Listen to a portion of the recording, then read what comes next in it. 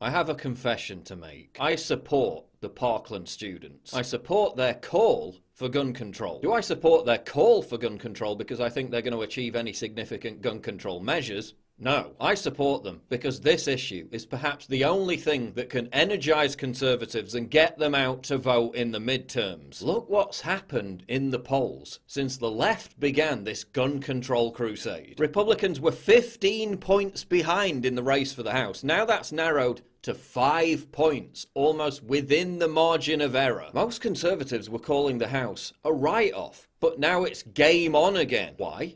Because gun control is a losing issue for Democrats. It always has been. After Bill Clinton passed an assault weapons ban, he lost 54 seats in the House. The Democrats have made the midterm elections a referendum on Trump. Now Trump needs to make the midterm elections a referendum on constitutional rights. This is how he energizes the base. This is how he turns out voters. The entire March for Our Lives campaign has been one huge own goal. The left just couldn't contain their arrogance. First it was banning bump stocks and restricting AR-15 sales. Now it's ban all guns, take them from your cold dead hands and repeal the Second Amendment. When they give us that inch, that bump stock ban, we will take a mile. Because only Trump's Nazi regime and racist police officers should be allowed to have weapons, right? Oh yeah, and the security at gun control rallies.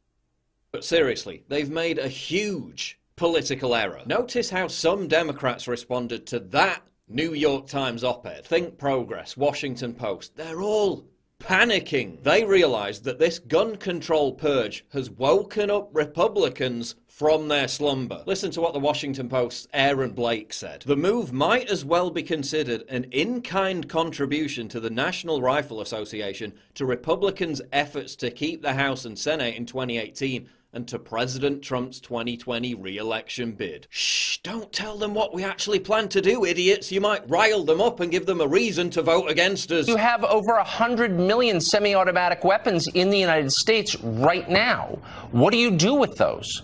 Do you go to people's homes and take them? That's a real question. See, that's exactly what I mean. How insane do you need to be to think you can disarm 70 million American gun owners of 300 million guns with no consequences whatsoever? The left is actually that crazy. And the fact they've let slip this agenda is blowing up in their faces. The March for Our Lives was just a huge recruitment drive for Democrats. Less than 10% of the attendees were children. You really think those who organise the protest, the big Soros groups, the big Democratic organisations, really care about ending gun violence? No.